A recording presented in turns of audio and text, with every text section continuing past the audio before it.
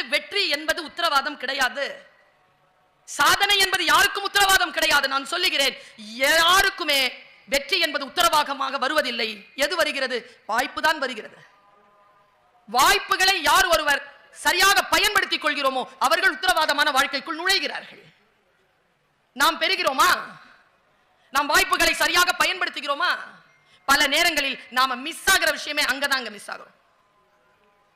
நான் இன்றைய இளைஞர்களுக்கு ஒரு செய்தி சொல்கிறேன். சிறிய வயதிலிருந்து நமக்கான நீதி கதைகள், நமக்கான விஷயங்கள் எல்லாம் வேற. பாருங்களேன், இந்த கொல்லிக்கட்டை இருக்குல்ல, இது கொல்லிக்கட்டைன்னு பேர் வச்சிருக்கேன். நமக்கு நாம வச்சுக்கிற தீ, இதை வச்சுக்கிட்டு பண்ற அலம்பல் இருக்குதே ஆட்கள். ஒரு கவிதை படித்தேன். குழந்தையை காணோம் என்று திருவிழாவில் தன் குழந்தையை தொலைத்துவிட்டு காவல் நிலையத்தில் புகார் கொடுக்க வந்த பெண்ணின் கையில் பத்திரமாக இருந்தது அவள் அலைபேசி.